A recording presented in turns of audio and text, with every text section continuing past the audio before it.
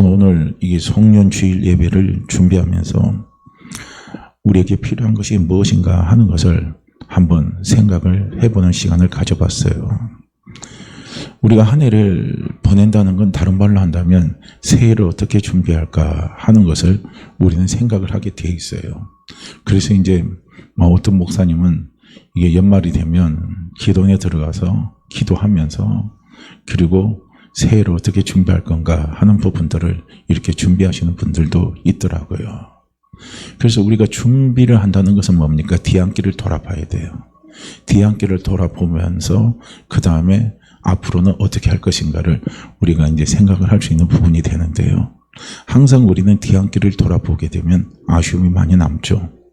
후회된 것이 많이 남습니다. 물론 올해도 우리가 한 해를 뒤돌아보게 되면 참 어렵고 힘들어요.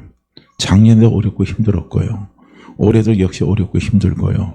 내년에도 어렵고 힘든 것은 거의 마찬가지 아닐까 하는 생각을 가지게 됩니다. 그러니까 많은 사람들이 여기저기서 지금 참으로 우리가 어렵고 힘든 시기를 지금 지나고 있잖아요. 저도 특별히 자영업자들 보게 되면 마음이 아파요. 그들이 마음이 아픈 만큼 저는 느끼지는 못하지만은 옆에서 참 안타까운 마음의 동정이 많이 듭니다. 저러다가 저들이 다 무너지면 어떻게 될까? 어떻게 될까? 걱정이 너무 많이 되죠. 너무 많이 돼요. 그러니까 지금 자영업자들이 자기 생존권을 위해서라도 정부 방침을 어떤 사람은 어기고 24시간 영업을 해버리겠다는 거예요. 차라리 벌금 받는 게 낫다 이겁니다. 앉아서 이렇게 죽는 것보다는 그게 낫다 이렇게 생각하면서 자영업자들이 나름대로 자기들이 몸부림치고 있는데요. 몸부림쳐도 한계에 부딪히면 그걸로 끝나는 거예요. 그러니까 우리가 지나온 한 해는 참 어렵고 고달픈 한 해입니다. 저도 지나온 한 해를 되돌아보면 저도 나름대로 가지고 있는 어려움과 힘든 게 있어요. 그러니까 저도 한 해를 지나보면 아쉬우면서도 저를 힘들게 하고 저를 고통스럽게 하는 게 있어요. 그게 뭐냐면 하나님께서 제게 주신 꿈이 자꾸 흐려져 가는 거예요. 시간은 지나죠. 나이는 들어가죠. 또 알다시피 우리가 나이 들면 찾아오는 것이 누가 찾아옵니까? 친구하자고 찾아오는 것이 질병이 친구하자고 찾아오잖아요. 그래서 나이 들면 여기저기서 이제 자꾸 아프고 고장이 생기기 시작합니다. 그럼 왜서 모든 일에요? 자신감이 없잖아요. 떨어지는 거예요. 이제 그러다 보니까 자꾸 생겨나는 게 뭐냐면은 꿈이 사라지는 겁니다. 하나님이 내게 주신 꿈. 모두 다 가지고 있는 꿈이 있을 겁니다. 내가 우리 가정은 이렇게 꾸려가기를 원하고 또 우리 교회는 이렇게 되기를 원하고 또한 내 사업은 이렇게 되기를 원하는데 그것이 내 뜻대로 되지 않을 때는요 참 힘든 거예요. 참 어려운 겁니다. 처음에는 버텨보려고 해도요 그것이 시간이 지나면 지날수록 지쳐요. 지치면 찾아오는 게 뭡니까? 사라지는 겁니다. 사라지는 거예요. 꿈이 사라져요. 이제 믿음이 사라지는 거예요. 이런 것이 너무 힘든 겁니다. 저는 하나님 앞에 제가 받은 힘들고 어려울 때 제가 받은 꿈이 있고 비전이 있었어요. 그 꿈과 비전을 향해서 열심히 달려간다고 뛰긴 뛰었지만 그것이 생각처럼 잘 안 되는 거예요. 그러니까 이런 부분이 또 더더군다나 이제 지금 코로나 시국이 계속 이어져 가니까 너무 어렵고 힘이 듭니다. 그럼 이제 그런 부분이 자꾸 겹쳐오니까요. 이제 뭐가 자꾸 찾아오냐면 꿈이 흐려져 버려요. 꿈이 흐려져 버리는 게 참 힘들고 그게 고통스럽더라고요. 참기가 어려워요. 오늘은 우리가 한 해를 마지막하는 마지막 주일입니다. 그러면서 제가 이런 것들을 생각하면서 올 한 해를 보내면서 새해를 위해서 무엇이 필요한가 하는 것을 다시 한번 제가 되짚어 보면서 생각을 해보는 거예요. 그러면서 오늘 이제 말씀을 준비를 했습니다. 요한복음 20장 27절 말씀을 보게 되면 예수님이 도마에게 찾아오시는 장면이 나옵니다. 예수님은 의심과 혼돈과 아픔과 고통 속에 있는 도마에게 나타나신 거예요. 왜냐하면 도마도 예수님을 향해서 자기가 고백한 고백이 있어요. 나도 죽기까지 주님 따르겠습니다. 그렇게 그가 고백을 했어요. 그런데 실질적으로 예수님이 십자가에 못 박히는 그 현장에서는 도마는 사라졌습니다. 없어요. 그러니까 도마의 마음에 얼마나 힘이 들겠습니까? 죄책감, 말은 해놓고 말한 대로 실천하지 못한 것, 내 스승이 죽어가는 그 현장 속에서 함께하지 못한 것들, 이런 아쉬움이 그에게는 항상 남아있기 때문에 더 바이블을 보게 되면 도마는 항상 예수님이 십자가에 박힌 골고다의 언덕에서 예수님의 흔적을 찾으려고 노력했던 것을 볼 수가 있습니다. 그런 도마에게 예수님이 부활했다는 것을 목격한 주님의 제자들이 찾아와서, 사람들이 찾아와서 주님 다시 부활했습니다 라고 말했을 때 도마는 믿을 수가 없는 거예요. 믿을 수가 없고 받을 수가 없는, 그러니까 도마에게는 너무 혼란스러운 거예요. 그러니까 고통도 있고 믿어지지도 않고, 이런 혼란의 과정 속에서 주님이 도마에게 나타나셔서 그의 혼돈된 마음을 다 정리해 주는 거예요. 그의 그 고통스러운 마음을 다 정리해 주고 위로를 해줘 버리는 거예요. 그리고 그가 새롭게 깨끗하게 시작할 수 있도록 주님이 그에게 힘을 줘 버리는 겁니다.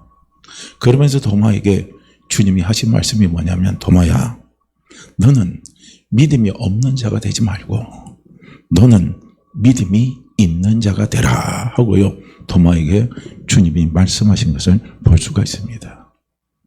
저는 오늘 이 송년주일에서 말씀을 드리고 싶은 핵심이 바로 이겁니다. 믿음이에요.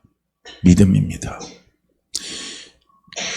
꿈이 사라지고 비전이 사라지고 우리의 환경과 삶이 나를 어렵게 한다 할지라도 그 어려운 환경과 그 삶 속에서 내가 무너지지 않고 일어설 수 있는 힘이 어디 있냐면 그건 바로 믿음이에요. 믿음이 없는 자가 되면 무너지게 되어 있습니다. 무너져요. 그냥 확 무너져 버립니다. 근데 확 무너져도 문제는 뭡니까? 믿음이 있는 자가 되면 다시 일어설 수 있는 거예요. 다시 일어서요. 오뚜기 같이 일어섭니다. 역전을 시킬 수가 있다는 거예요. 정말 기적의 주인공이 될 수가 있다는 거예요. 뭐가 있으면요? 믿음이 있으면. 근데 믿음이 없으면요, 패전의 주인공이 돼요. 실패의 주인공이 돼요. 절망의 주인공이 되고 낭망의 주인공이 되고 포기의 주인공이요 될 수밖에 없습니다. 그런데 하나님 아버지께서 우리에게 원하시는 것이 무엇이겠습니까? 얘야, 너는 포기의 주인공이 되라. 얘야, 너는 낙심의 주인공이 되라. 얘야, 너는 실패의 주인공이 되라. 주님은 우리에게 그렇게 말씀하지 않잖아요. 하나님 아버지가 정말로 우리에게 원하시고 원하시는 거예요. 그게 무엇이겠습니까? 역전의 주인공이 되라. 기적의 주인공이 되라. 반전의 주인공이 되라. 소망의 주인공이 되라. 그래서 내 영광을 네가 나를 통해서, 내가 너를 통해서 드러낼 테니까 네가 내 영광을 드러내는 사람이 됐으면 좋겠다는 거예요. 그런 하나님 아버지의 마음을 하나님은 우리에게 무엇을 통해서 그것을 가능하게 만들어 주시냐면요, 믿음입니다. 믿음이에요.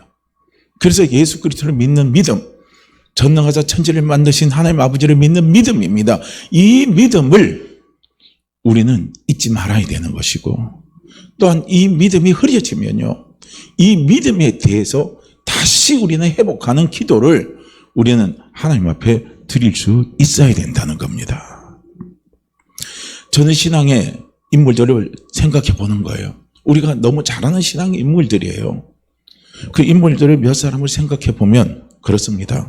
오늘 본문에 나오는 아브라함을 한번 생각해 보면요, 아브라함에게 생에 있어서 무엇이 진정한 두려움이고 무엇이 고통이었을까 하는 부분을 생각해 봐요. 그 다음에 우리는 또 요셉이에요. 요셉입니다. 요셉 그에게 있어서 무엇이 그에게 절망이고 두려움이고 고통일까 또한 생각해 보는 거예요. 그리고 또한 다윗의 삶입니다. 다윗의 삶에 있어서 그에게 무엇이 두려움이고 무엇이 고통이고 무엇이 절망인가 하는 것을 한번 생각해 보는 거예요. 모세도 마찬가지인 거죠. 모세의 삶에 있어서도 무엇이 그토록 모세를 절망의 나락에 빠뜨려뜨리고 꿈도 꾸지 못하는 사람이 되게 만들어 버렸는가. 또한 예수님이 택하신 12 제자들이 있습니다. 그 12 제자들이 가지고 있는 고통, 두려움, 괴로움, 그런 것들이 무엇인가를 한번 생각해 보는 거예요. 무엇이라고 생각이 들어요? 이것이 오늘 나하고 지금 접목이 돼야 되거든요. 오늘 이것이 내 삶 속의 문제하고 접목이 지금 돼야 되는 겁니다. 아브라함의 생에 있어서 자식이 없는 게 두려움일까요? 이삭이 없는 게 두려움이었을까요? 무엇이 두려움이라고 생각하십니까? 요셉에게 있어서 그가 감옥에 끌려갔어요. 노예가 됐어요. 그 환경이 그에게 두려움이었을까요? 모세에게 있어서 그가 나이 40에 이스라엘을 생각하면서 하나님이 자기에게 주신 꿈을 생각하면서 자기 민족을 향한 모세에게 주신 꿈이 있었거든요. 어머니 요게벳으로부터 들은 소리가 있거든요. 그래서 자기 동족 이스라엘이 생각이 난 거예요. 그런데 자기가 첫 번째 한 게 무엇입니까? 살인해버렸잖아요. 그래서 살인자의 신세가 돼서 광야로 도망치게 되었고 광야에서 40년 동안의 촐로의 삶을 살았습니다. 그런 그에게 찾아오는 그 두려움, 그게 무엇이었냐 이거죠. 우리는 한번 생각을 좀 해볼 필요가 있다는 거예요. 다윗도 우리는 다 알다시피요. 다윗이 승승장구 잘 올라갔잖아요. 그러고 나서 다윗의 인생에서 결정적인 흠집을 남겼잖아요. 그 흠집이 뭡니까? 바스바에 대한 간음이죠. 그 간음죄로 인해서 하나님 자기는 그걸 모를 거라 생각했어요. 하나님이 심각하지 않게 할 것이라고 생각할 수도 있었을 겁니다. 그런데 하나님이 나단 선지자를 통해서 다윗을 책망하는 겁니다. 그 책망을 들었을 때 다윗에게 찾아오는 두려움이 뭐였을까요? 가늠한 그 사실 행위 자체가 다윗에게 두려움이었을까요? 아니면 간접적으로 자기가 행한 그 행동을 감추기 위해서 바세바의 남편이죠. 우리아를 전쟁에서 죽게 한 것이 그에게 가지는 두려움이었을까요? 무엇이라고 생각이 듭니까? 예수님의 제자들입니다. 예수님의 제자들이 그 12사도들이 죽기까지 주님 따르겠다고 고백했잖아요. 근데 그 현장에서 베드로를 위시해서 전부 다 죽음이 두려워서 다 도망가 버렸잖아요. 그리고 예수님이 십자가에서 못 박힐 때는 너무나 무기력하게 못 박혔잖아요. 대응 하나 안 했잖아요. 맞대응한 게 하나도 없어요. 죽은 자 살리시고 기적과 이적을 일으키시면서 말씀의 권세와 능력이 있으신데도 불구하고 예수님이 십자가에서요 아무 소리 안 하고 그 굴욕과 고통과 그 괴로움과 비웃음과 조소를 있잖아요. 예수님이 그대로 다 십자가에서 그냥 아무 소리 안 하고 다 받고 십자가에서 못 박혀 돌아간 그 예수님의 모습을 보면서 적어도 12 제자는요 예수님을 따랐을 때는 나름대로 야망을 가지고 따랐을 겁니다. 아, 예수 따르면 예수님 스승으로 삼고 내가 그의 제자고 따르면 뭔가가 이루어질 것이라는 그들의 꿈과 소망이 있었을 거예요. 근데 그게 다 무너져 버린 겁니다. 그런 그들에게 무엇이 두려움이었느냐 이거죠. 무엇이 힘듦이고 무엇이 고통이었는가 하는 것을 한번 생각해 본다면 그것은 바로요 믿음입니다. 그 믿음인데 무엇에 대한 믿음이냐면요 하나님이 우리 주님이 그들에게 준 약속에 대한 믿음이라는 거예요. 이거예요 이거. 이 믿음이 흐려져 가는 거예요. 자식 없는 아브라함에게 하나님께서 나타나셔서 이삭을 약속을 하셨잖아요. 그리고 이삭을 통해서 내가 너를 많은 민족의 조상으로 세워주겠다 이거예요. 그리고 내가 너를 복의 근원으로 내가 너를 삼겠다. 하나님이 아브라함에게 약속을 하셨잖아요. 근데 시간이 지나요. 오늘 본문 말씀에 보면 아브라함이 나이가 근 100세가 다 됐는데 약속의 씨가 없어요. 그러면 아브라함의 무엇이 고통일까요?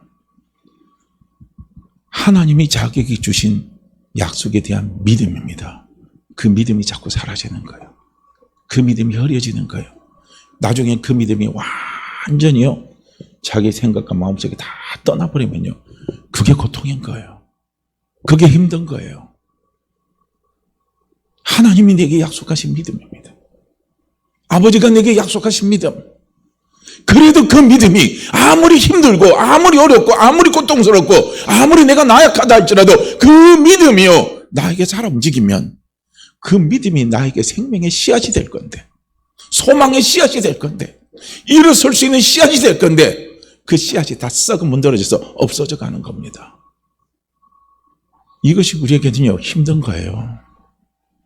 이것이 우리에게는 참 고통스러운 겁니다. 이 믿음이 다시 회복이 되고 이 믿음이 다시 살아 움직이면요, 우리는 얼마든지 지금 코로나 환경 속에서도 이겨나갈 수가 있습니다. 아무리 악정권의 환경이 있다 할지라도 그 악정권에서요, 우리는 일어설 수 있는 힘이 있다는 거예요. 왜냐하면 하나님의 약속이 있으니까, 아버지의 약속이 있으니까. 여호수아과 갈렙이 왜 그렇게 당당했습니까? 자이언트가 그들 앞에 기다리고 있고요, 많은 이스라엘 백성들이 따라오는 무리들이 지금 죽겠다 통곡하고 지금 곡하고 있는 상황에서 여호수아과 갈렙이, 모세가 당당했던 이유가 있어요. 그런 환경 속에서 쓰러지지 않고 당당한 이유가 있습니다. 자신이 있는 이유가 있어요. 그 이유는 어디 있습니까? 고백하잖아요. 우리는 하나님의 약속을 받은 사람이다. 우리는 하나님의 약속을 받은 사람이고 하나님의 약속이 우리와 함께 있다는 그 믿음이에요. 저들이 아무리 자이언트가 아무리 강하고 거대한 족속이고 싸움을 잘하는 족속이라 할지라도 하나님이 우리와 함께하고 있다. 하나님의 약속이 나와 함께하고 있다는 거예요. 그 믿음이 그들에게 있으니까 그들은 그 환경 속에서도 무너지지 않는 거예요. 그 환경 속에서도 꽃을 피우는 겁니다. 이 믿음이에요. 요셉도 마찬가지죠. 요셉도 하나님이 요셉에게 꿈을 주셨죠. 머리가 되는 꿈을 주셨어요. 그런데 형들의 시기로 노예로 죄수로 끌려가는 신세가 되어버렸습니다. 상황이 점점 악화되어가는 환경 속에서 요셉이 얼마나 많은 의심과 갈등과 두려움의 시간을 보냈을까 한번 생각해 보셨습니까? 저는 그랬으리라 봅니다. 왜냐하면 요셉도 사람이니까요. 요셉도 사람이에요. 하나님이 내게 주신 그때 그 꿈이 맞는가? 과연 그것이 이루어질 것인가? 그것이 이루어질 것이라면 지금 내가 노예 신세가 되지 말아야 되고, 지금 나는 그토록 열심히 자기의 주인 보디발의 집에서 충성을 했는데 내가 왜 재임 취급당해서 이 최고의 그 안 좋은 그 감옥입니다. 그 감옥에 제가 끌려 들어가서 그렇게 재수 생활을 내가 해야 되는가? 이거예요. 의심이 들어옵니다. 갈등이 찾아와요. 혼돈이 옵니다. 이것이 정말 힘들게 하고 이것이 고통스럽게 하는 거예요. 요셉이 그런 겁니다. 모세도 마찬가지잖아요. 모세도 분명히 어머니 요게베드를 통해서, 자기를 통해서 하나님이 해야 할 그 분명한 약속을 모세는 받았습니다. 그런데 모세는 아까도 말씀드린 것처럼 살인자가 돼서 이제는 광야의 저 한 구석에 있는 거기서 40년 동안 그냥 세월을 다 보낸 거예요. 나이 80이 됐어요. 그야말로 철로가 됐습니다. 그 40년을 거기서 지내면서 모세의 마음에 얼마나 많은 갈등이 왔을까요? 모세의 마음에 얼마나 힘듦이 왔을까요? 아마 그 힘듦과 갈등의 끝에서 저는 모세는 절망했으리라 보는 겁니다. 이제 나하고 어머니가 내게 주신 하나님의 꿈은 나하고 상관이 없어. 그럼 굿바이. 끝난 거야. 그 나하고는 절대 상관이 없어. 그건 이루어지지도 않아. 아마 생각도 안 했을 겁니다. 그러니까 그 꿈이 점점점 사라져가고 그 믿음이 점점점 사라져가는 게 모세에게 있어서는 얼마나 힘들었을까요? 얼마나 그것이 고통스러웠을까요? 우리 성도님도 사업을 시작할 때요, 개업 예배 드리잖아요. 우리가 기대를 갖잖아요. 기대를 갖는데 또 목사님이 와서 예배를 드릴 때 또 목사님 기도하면서 말씀 주시면서 이 말씀 잡고 승리하면서 가세하고 축복의 기도도 하고 우리가 예배를 드리잖아요. 그랬을 때는 그 말씀이 가슴에 팍 박아서 다칩니다. 근데 사업이 안 돼요. 일이 잘 안 돼요. 풀리질 않아요. 그러면 그 말씀이 머리에 있습니까? 온데간데 없이 다 사라져 버리는 거예요. 그리고 계속 우리가 보는 건 뭐만 봅니까? 현실 속에 있는 내 매상만 보는 거예요. 현실 속에 있는 내 수익만 보는 거예요. 그거 보고 한숨 쉬고 그거 보고 걱정하고 그거 보고 뭐 하고 다 그렇게 하는 거예요. 정말 예수 그리스도를 믿는 우리, 하나님 아버지를 믿는 우리에게 있어서 무엇이 우리가 두려움이 되고 무엇이 우리에게 고통이 되어야 되는가? 매출이 안 오르는 거, 그거 문제가 되죠. 장사가 생각처럼 안 되는 거 문제가 돼요. 내 건강이 자꾸 약해지는 거 문제가 돼요. 걱정거리가 됩니다. 근심거리가 돼요. 그러나 그것보다도 더 우리가 두렵고 걱정하고 근심거리가 돼야 될 문제가 뭐냐면 하나님에 대한 믿음이 사라지는 거예요. 내가 지금 건강이 나빠져도요, 치유에 대한 믿음만 있으면 그 사람은 살아납니다. 하나님이 나를 치유하십니다. 하나님이 내 병을 붙들고 계십니다. 있으면 돼요. 지금 내가 하는 사업이 길이 안 열려요. 깜깜해요. 아직까지 보이지도 않아요. 정말 나는 다 끝났어요. 그런데요, 중요한 것은 무엇인 줄 아십니까? 하나님이 내게 주신 그 사업에 대한 꿈을 주시고 그 믿음을 다시 불어넣어주면요, 우리는 그거 붙잡고 다시 일어서는 거예요. 그거 붙잡고 다시 일어서는 겁니다. 크리스찬 기업가들이 쓴 CEO 있잖아요. CEO에 대한 책 제가 나눠드린 거 있을 겁니다. 꼭 보시라고. 그런데 거기서 나이 60에서 다 무너져서 시작돼서요, 세계적인 기업을 일으킨 사람들도 있잖아요. 그들이 뭘 붙잡았습니까? 뭘 붙잡았어요? 하나님이 주신 약속의 말씀을 붙잡았다는 거예요. 그 약속의 말씀을 붙잡고요, 그들이 기도하면서 달려간 거예요. 그렇게 하나님이 길을 여시는 거예요. 하나님이 길을 여시는 겁니다. 자기는 하는 일마다 다 부동안하고 하는 일마다 다 안 되는 것 같으면서 무너질 때 사람이 얼마나 힘이 듭니까? 차라리 처음부터 안 되면 그냥 깨끗하게 끝났는데 뭔가 되는 것 같은데 거기서 뚝 떨어져서 또 안 돼버리는 거예요. 이것이 사람을 엄청나게 힘들게 만듭니다. 참 고통스럽게 만드는 거예요. 그런데 그 고통과 그 힘듦 속에서 이겨낼 수 있는 것은 뭡니까? 하나님이 내게 주신 약속에 대한 믿음이 살아나면 다시 일어나는 거예요. 얼마든지 회복합니다. 얼마든지 일어날 수가 있다는 거예요. 모세 참 나이 80에 촌노가 됐어요. 모든 게 다 끝났습니다. 베드로와 12제자들도 한번 보세요. 십자가에 힘없이 돌아가신 주님 보고 또 그 주님을 죽기까지 따르겠다고 고백했던 자신이 주님을 배반하고 고향으로 돌아가는 자신들의 그 부끄러운 모습, 비참한 모습, 얼마나 한심스러웠을까요? 참 보면은 그런 거예요. 다윗도 나단이 와서 책망하잖아요. 그 책망의 소리를 듣고 다윗이 무서워한 게 뭔 줄 아십니까? 시편 51편 11절 말씀을 보시게 되면요, 다윗이 이런 고백을 해요.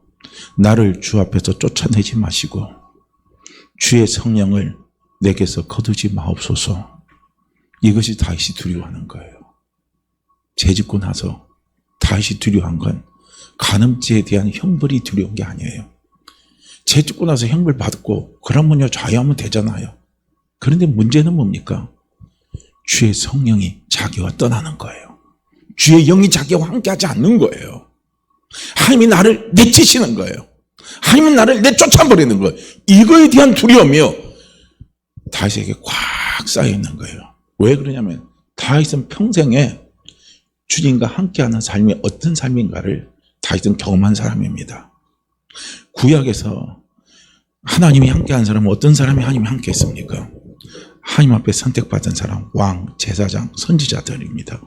이들만 함께했어요. 그들에게 하나님의 기름 부음이 있는 거예요. 성령의 기름 부음이 있어서 성령이 그들과 함께했습니다. 다른 사람 아무나 함께하지 않았어요. 다윗은 그걸 아는 사람이었어요. 자기가 왕으로 택하고 그리고 사무엘 선지자가 와서 그에게 안수기도 한 순간요 성령의 기름 부음이 그에게 임했습니다. 임한 거예요.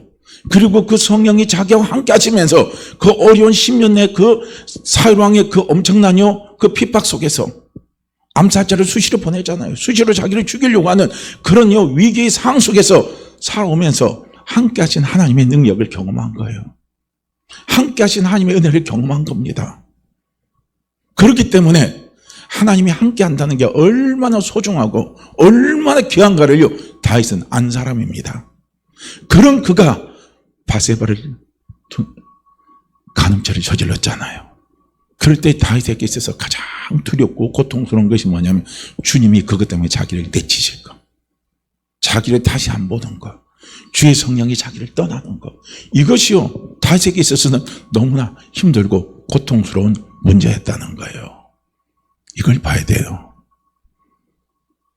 그런데 감사한 건 뭔 줄 아십니까? 하나님이 다시 그들을 회복시켜 주셨다는 거예요. 그들을 회복시킨 게 중요한 거예요. 우리가 오늘 본문 말씀입니다. 본문 말씀을 그대로 읽으면요 아브라함의 믿음이 엄청나게 대단한 것처럼 우리는 느끼는 거예요. 아브라함 믿음이 약해지지 않고 믿음이 약해지지 않고 믿음이 약해지지 않고 믿음에 굳건히 서서 아브라함 믿음 대단해. 우리는 그렇게 생각할 수 있어요. 아닙니다. 아브라함도 그런 갈등과 혼돈과 두려움과 고통의 시간입니다. 사라와 자기 사이에서는 절대로 생명이 태어날 수가 없어요. 그렇기 때문에 자기의 후손이 나오질 않는 거예요. 그런데 자기 후손에 대한 소망은 어디서 옵니까? 하나님의 약속에 대한 믿음에서 오는 거예요. 그런데 그 믿음이 자꾸 아브라함에게 사라져 가잖아요. 사라져 갈 때 하나님의 믿음은 하나님께 대한 믿음이에요. 내가 하나님께 대한 믿음, 그리고 우리가 하나님이 약속하신 약속을 붙잡고 달려나갈 수 있는 믿음이에요. 그 믿음은요 절대로 나 자신에게서 나오질 않아요. 우리 자신에게서 나오질 않습니다. 내가 아무리 그걸 믿으려고 해도요 환경이 내 생각해서 내 능력과 내 생각을 이미 뛰어넘어서 짓눌러 버리면 우리는 거기에서 끝나버려요. 그런 믿음이 어디 있습니까? 안 생겨요. 생길 수가 없어요. 다 포기해버립니다. 다 끝내버리는 거예요. 다 내던져버리는 거예요. 그런데 그 믿음은 누가 주시느냐? 하나님 아버지가 주신다는 거예요. 믿으십니까? 믿으십니까? 믿으십니까? 나에게 안 와요. 치유의 믿음입니다.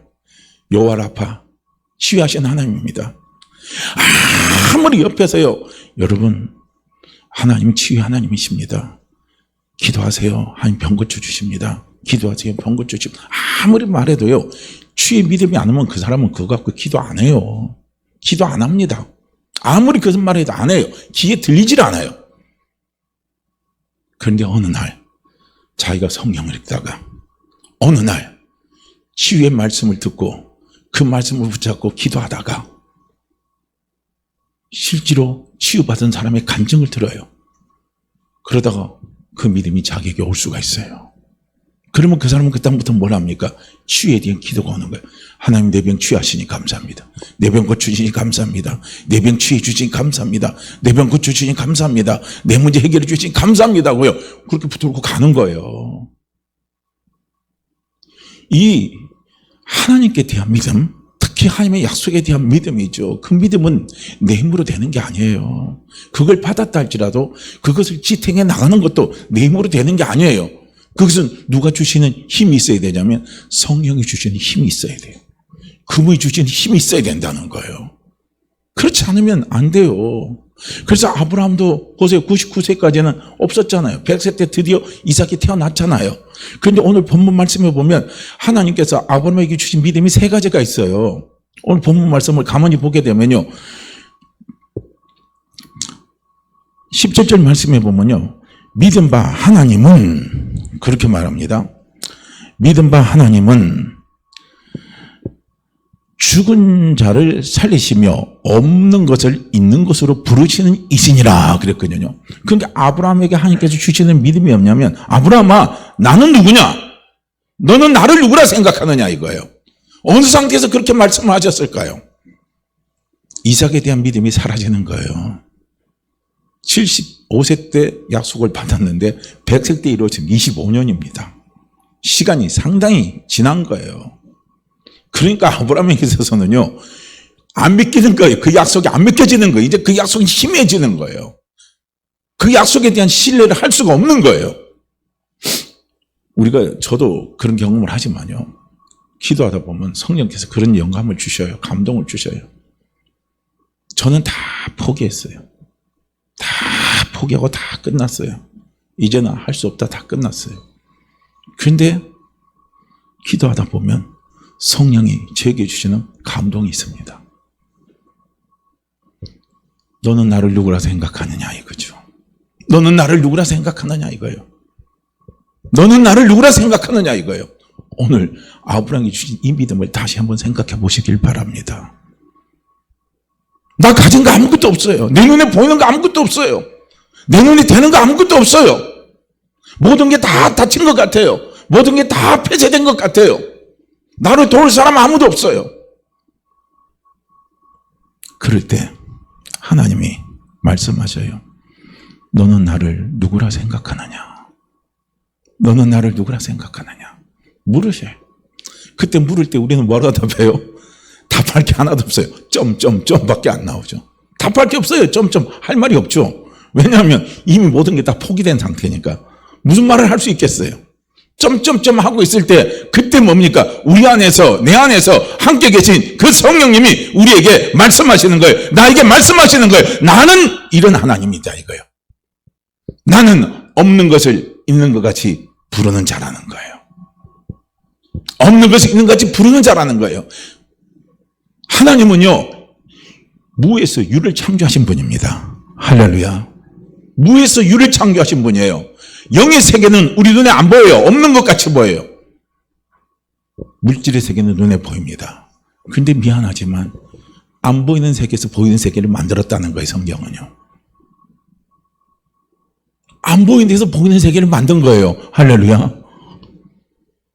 그래서 하나님은 아브라함에게 말씀하시는 거예요. 아브라함아, 네 눈에 아이가 안 보이지? 네 눈에 이삭이 안 보이지? 네 눈에 내 약속의 씨가 보이지 않지? 안 그래? 나는 없는 것이 있는 것 같이 부르시는 자라 이거야. 나는 없는 것이 있는 것 같이 부르는 자라 이겁니다. 이걸 아브라함에게 신겨주는 거예요. 이걸 아브라함에게 가르쳐주는 거예요. 이걸 아브라함에게 말씀을 해주시는 거예요. 그럴 때 아브라함 거기서 딱 깨닫는 거예요. 그 깨닫는 순간에 아브라함 믿음이 다시 견고해지는 거예요.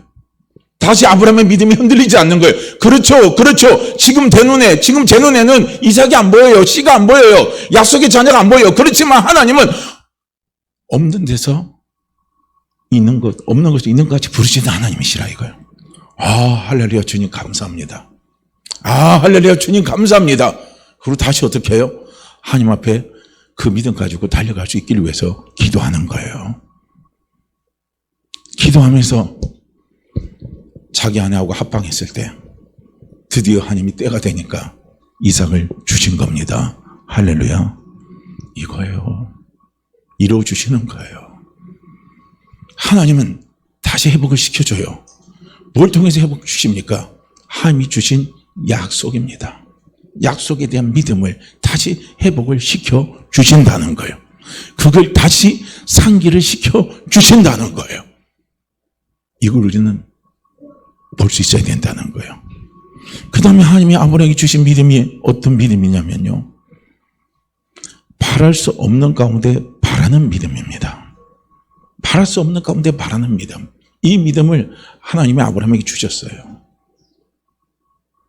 그 바랄 수 없는 가운데 바라는 믿음이 어떤 믿음이냐? 없는 것 있는 것 같이 부르시는 하나님이 믿어지니까 그 믿음이 또 생기는 거예요. 그래서 바랄 수 없는 가운데 바라는 거예요. 야, 이게 얼마나 반전을 일으킵니까? 이게 우리의 삶에 완전한 역전을 갖다 주는 거예요. 바랄 수 없는 가운데 바라는 믿음은요, 이건 내 안에서 나오는 믿음이 절대 아닙니다. 이건 인간이 가질 수 없는 믿음이에요. 인간은요, 바라는 거, 눈에 보이는 게 있을 때 그 믿음으로 달려가려고 그러지, 바란 것이 없을 때는요, 인간은 안 달려갑니다. 사람은 달려가질 않아요. 투자의 기제라고 하는 사람들도 봐요. 바랄 게 있으니까, 먹을 게 있으니까 그들이 투자를 하지, 먹을 거 없는 곳에 뭘 투자를 하겠습니까? 아무것도 투자 안 합니다. 그런데 바랄 수 없는 가운데서 바라는 믿음, 이게요, 하나님이 가지고 계신 믿음이에요. 야, 너는 눈에 보이는 만 갖고 달려가니? 안 그래? 나는 너가 눈에 보이지 않고 너것이 바랄 것이 없는 것 가운데 있더라도 나는 그곳에서 일을 행하는 하나님이시라 이겁니다. 이 믿음이에요, 이 믿음. 이 믿음을 아브라함에게 하나님께서 주신 거예요. 회복을 시켜주신 거예요. 그리고 오늘 본문 말씀해 보면요, 아브라함이 가진 믿음이 뭐냐면 하나님이 약속하신 것을 반드시 하나님은 이루신다는 거예요. 그게 확신으로 표현되어 있습니다. 하나님은 약속하신 것을 반드시 이루십니다. 하나님은 약속하신 것을 반드시 이루십니다. 그건 누가 주십니까? 하나님 아브라함에게 주신 거예요. 얘야, 너는 나를 누구라 생각하니? 나를 사기꾼이라 생각하니? 나를 거짓말장이라고 생각하니? 우리는 때로는요, 하나님께 대한 믿음이 오고 약속에 대한 믿음이 자꾸 흔들릴 때는요, 스스로 자문자답해 보세요. 성경, 이 하나님의 말씀이 거짓말입니까? 참말입니까? 이게 거짓으로 쓰여졌어요? 참말로 쓰여졌어요? 기도하면서 물어보세요. 나 자신에게 한번 물어보세요. 저는요, 전도하면서 뭐 하나님에 대해서 부정하고 뭐 하나님 안 믿는다고 하나님이 어디 있느냐고 그런 말하는 사람한테 이거 한번 딱 들이대면요, 여기는 아무 소리 못해요. 그러면 성경은 거짓말이라고 생각하세요? 성경이 거짓말이라고 한 사람은 저는 한 사람도 못 봤어요. 제가 전도하면서 전도대상을 만났을 때요, 성경은 거짓말이라고 생각하십니까? 아무도 말 못해요. 하나님의 말씀이 거짓말입니까? 이 기록된 말씀이 다 거짓말입니까? 이게 다 거짓말이에요? 듣기 좋으라고 쓴 말일까요? 어떻게 생각하십니까? 이 말씀이 참말입니까? 이 말씀이 진실입니까? 이 말씀이 거짓이 아닙니까? 그렇다면요, 이 말씀을 붙잡으면 되는 거예요. 거짓이 아니니까, 참말이니까. 우리가 거짓 아닌 말을 붙들고 가면요, 거짓이 아닌 역사가 일어나는 거예요. 진실된 역사가 일어나는 거예요. 그러니까 하나님이 아브라함에게 말씀하신 게 바로 그거예요. 아브라함아, 너는 나를 사기꾼이라고 보느냐? 아브라함아, 나는 순간순간 마음이 바뀌는 사람으로 보느냐? 아니다. 아브라함아, 나는 내가 약속한 약속을 반드시 나는 이루는 하나님이다 이거예요. 내가 약속한 것을 나는 반드시 이루는 하나님이라는 것을요, 아브라함에게 하나님이 확인을 시켜주시는 거예요. 확인을 시켜, 이 믿음이 있었다는 거예요. 이 믿음으로 마침내 뭡니까? 아브라함은 이삭을 얻을 수가 있었다는 거예요. 그리고 그 이삭을 통해서 야곱을 통해서 12자녀들이, 그 12자녀를 통해서요, 이스라엘이 나오고요. 그리고 그 예수님이요, 그 가운데 오셨잖아요. 그리고 오늘 아브라함이 많은 믿음의 조상이 됐잖아요. 아브라함의 복의 근원이 되어버린 거예요. 하나님이 회복을 시켜주시는 거예요. 약속에 대한 믿음을 회복시켜 주시는 거예요. 할렐루야. 요셉도 마찬가지예요. 감옥에 갇혀있을 때, 노예로 팔려갔을 때 얼마나 기가 막힙니까? 열심히 했는데 감옥까지 갔어요. 얼마나 기가 막힙니까? 그런 가운데서 하나님이 요셉에게 계속적으로요, 확인시켜 주신 게 뭐냐면, 그러다 요셉아, 절망하지 마라. 절망하지 마라. 네가 요 감옥까지 왔니? 그리고 감옥에서요, 술 맡은 간원, 떡 맡은 간원 나왔잖아요. 꿈꾼 거 이야기했잖아요. 그래서 꿈꾼 대로 됐잖아요. 자기가 해석해주면 됐잖아요. 근데 술 맡은 간원이 나가가지고 누구 요셉을 새까맣게 까먹고 있는 거예요. 나가거든 나를 기억해서 내 억울함을 풀어달라고 그랬는데 싹 까먹어버렸잖아요. 그러니 요셉의 마음이 얼마나, 사람을 보고 환경을 보고 상황을 보면 마음이 상하고 힘들고 얼마나 어렵겠습니까? 그런데 그런 요셉에게 하나님께서 계속적으로 그에게 주시는 게 있어요. 요셉아, 그럼에도 불구하고 요셉아, 나는 너와 함께한다. 나는 너와 함께한다. 나는 너를 도와준다. 난 너와 함께하며 나는 너를 도와주고 나는 내 편이 된다. 요셉아, 염려하지 마라. 걱정하지 마라. 그러면서 요셉을 향한 꿈을 계속요 하나님이 확인을 시켜주시는 거예요. 그걸 우리는 어디서 볼 수 있냐면 나중에 야곱이 죽자마자 그 형들이 어떻게 합니까? 요셉이 자기를 죽일 것 같은 두려움에서 무릎을 꿇잖아요. 우리를 살려달라고. 그러니까 요셉이 이야기하잖아요. 형님들 두려워하지 마세요. 형님들이 그렇게 한 건 다 하나님의 계획에서 이루어 주셨고 그 계획을 이루기 위해서 이렇게 된 것입니다 하고요. 요셉이 형님을 위로하잖아요.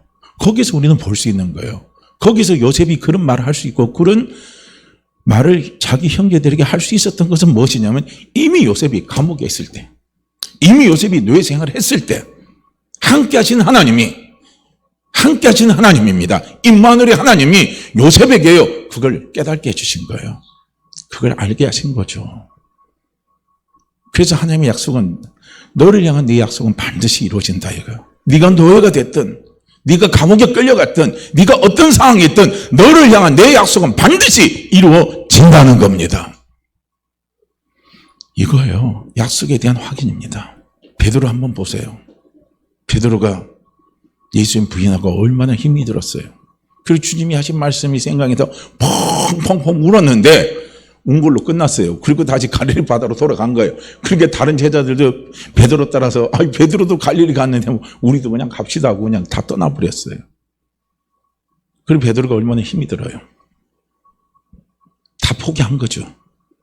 예수님을 포기한 거예요. 예수님 향한 꿈을 포기해버린 거예요. 예수님이 베드로에게 약속하신 꿈을 포기해버린 거예요. 그런데 그 베드로에게 부활하신 주님이 나타나서 뭐라고 말씀합니까? 네가 나를 사랑하니? 네가 나를 사랑하니? 네가 나를 사랑하니? 그러면 내 양을 쳐라 하면서요 베드로에 대한 변함없는 사랑을 확인시켜 주시고 베드로를 향한 변함없는 하나님의 꿈입니다. 주님의 꿈을 베드로에게 확인시켜 주시잖아요. 그래서 다시요 어떻게 합니까? 베드로를 회복시켜 주시는 거예요. 다윗도 어떻게 회복되는 줄 아십니까? 주의 성령이 자기에게 떠나고 하나님이 자기를 내쫓을까 싶어서 그 두려움에 떨고 있는 그 다윗에게 하나님께서 성령께서 깨닫게 해주신 마음이 있어요. 하나님이 받으시는 제사가 뭐냐 이거예요. 하나님이 받으시는 제사입니다. 하나님이 받으시는 예배예요. 하나님 받으시는 예배는 휘황찬란한 제물이 아니라 이거예요. 많은 막 헌금이 아니라 이거예요. 수많은 사람들이 몰려와서 하나님 앞에 예배 드린다고 꽉꽉 차는 게 아니라 이거예요. 예배 1000명이 10,000명이 모여도요 그 예배가 하나님이 받으시는 예배가 돼야 돼요. 아무리 우리가요 주일날 헌금이 차고 넘치면요 좋긴 좋죠. 그런데 하나님 받으시는 예배가 더 중요한 겁니다. 하나님 받으시는 예배예요. 다윗에게 하나님이 그걸 깨닫게 해요. 하나님이 받으시는 다윗아 내가 너에게 받기를 원하는 그 제사, 내가 너에게 받기를 원하는 그 예배가 어떤 예배인 줄 아니? 산신령의 예배라 이거예요. 마음이 통회하고 마음이 자복하고 산신령으로 애통하는 마음으로 나를 찾는 그 예배입니다. 그 예배를 나는 받는다는 겁니다. 할렐루야. 거기서 다시 하나님이 다윗을 회복시키는 거예요. 거기서 다윗이 얼마나 마음에 눈물이 나오겠어요. 사랑의 눈물이 나오는 거예요. 하나님 아버지에 대한 사랑의 눈물이에요. 그 눈물이 다윗에게는 아마 줄줄이 저는 흘러내렸으리라 보는 거예요. 하나님이 받으신 예배가 상한 신명의 예배구나. 애통하면서 상하면서 우리의 부족함과 우리의 약함을 놓고 하나님을 간절히 바라며 그분의 도움을 구하며 그분의 영광을 바라면서 드리는 예배를 하나님이 받으시는 예배구나 이거예요. 사랑하는 성도님들, 예배는요 하나님 앞에 내가 나와서 내가 내 자신을 볼 때 떳떳하게 막 드러낼 게 있을 때 드리는 예배가 아니에요. 그건 잘못하면 그건 교만이 될 수가 있어요. 하나님 받으신 예배는요 항상 나는 죄인 같은 모습이고 부족한 자의 모습이라 할지라도 하나님의 도우심을 바라고 예수 그리스도의 십자가의 죽으심을 감사하고 성령님의 인도하심을 간절히 바라면서 하나님 앞에 드리는 예배가요, 그것이 하나님이 받으시는 예배입니다. 그래서 다시 그걸 통해서 하나님은 다윗의 심령을 살리는 거예요. 다시 다윗을 회복시키는 거예요. 그래서 다윗의 인생을 하나님이 함께하는 인생, 승리하는 인생으로 마무리 짓도록요 하나님이 이끌어 주시는 것을 볼 수가 있잖아요. 베드로도 그걸 딱 깨닫고 나니까 변함없는 하나님의 사랑, 그를 향해서 하나님의 꿈을, 하나님의 비전을 거두지 않는 거예요. 허물이 있다 할지라도 하나님은 하나님의 꿈을 거두질 않아요. 우리에게 향한 하나님의 꿈을 거두질 않습니다. 그래서 결국 그걸 알고 나니까 베드로는 주님 앞에 어떻게 합니까? 죽기까지 헌신하시잖아요. 도마도 죽기까지 해버렸잖아요. 이거예요. 오늘 우리에게 필요한 것이 바로 그겁니다. 한 해를 돌이켜볼 때 우리에게 힘든 것이 환경, 상황, 여러 가지가 다 힘듭니다. 근데 그것보다 저 입장에 제 경우를 보니까 하나님께 대한 믿음이에요. 하나님께 대한 믿음입니다. 하나님이 제게 주신 꿈, 비전, 그 믿음이 자꾸 사라지는 게요, 힘들고 고통스러운 거예요. 근데 다시 말씀으로 들어와서 보니까 하나님이 그것을 회복시켜 주시는 분은 누구시냐면 하나님이 회복시켜 주시는 거예요. 할렐루야. 하나님에 대한 약속의 믿음을 주셔서 다시 회복시켜서 일어나서 달려갈 수 있도록 힘을 주시는 거예요. 그래서 우리의 소망은 항상 누굽니까? 하나님 아버지십니다. 그래서 우리의 힘은 항상 누굽니까? 하나님 아버지십니다. 그래서 우리가 끝까지 붙들고 가야 할 권능의 지팡이, 막대기, 나를 쓰러지지 않게 하는 권능의 지팡이가 누군 줄 아십니까? 하나님 아버지십니다. 그래서 우리는 그분을 붙들고 가면요, 새해에도 우리는 다시 일어서서 달려갈 수 있습니다. 꿈을 꾸며 달려갈 수 있습니다. 소망하며 달려갈 수 있습니다. 믿음입니다. 믿음도 두 종류의 믿음이 있어요. 내가 내 자신을 믿는 믿음이 있어요. 그 믿음을 우리는 자꾸 버려야 됩니다. 그 믿음은 버려버리세요. 그 믿음은 붙잡아야 될 믿음이 아니에요. 하나님 아버지가 내게 주신 믿음을 붙잡으시기를 바랍니다. 그 믿음을 붙잡으시기를 바라요. 그래서 그 믿음으로요, 우리가 새해를 살아갈 수 있는 그런 귀한요 은혜가 우리 모두에게 하나님이 이 시간 부어주기를 소원합니다. 자, 우리 이 말씀 같이 읽죠.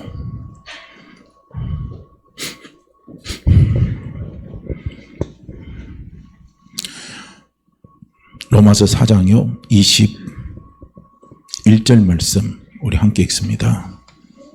로마서 4장 21절입니다. 함께 읽죠. 약속하신 그것을 또한 능히 이루실 줄을 확신하였으니, 약속하신 그것을 또한 능히 이루실 줄을 확신하였으니, 약속하신 그것을 또한 능히 이루실 줄을 확신하였으니. 하나님은 약속의 하나님입니다. 하나님이 약속하신 것을 반드시 이루십니다. 하나님, 다시 이 믿음이 회복되게 하옵소서. 아브라함이 주신 믿음이, 흔들림받아 주신 아브라함에게 주신 그 믿음이 내게도 살아 움직이도록 도와주십시오. 우리 이 시간 간절한 마음으로 함께 같이 기도합니다. 우리 함께 같이 기도하죠. 오 할렐루야. 하나님 아버지, 이 시간도 아버지 앞에 머리 숙여 아버지 앞에 감사함으로 아버지 앞에 감각고 기도합니다. 하나님 아버지.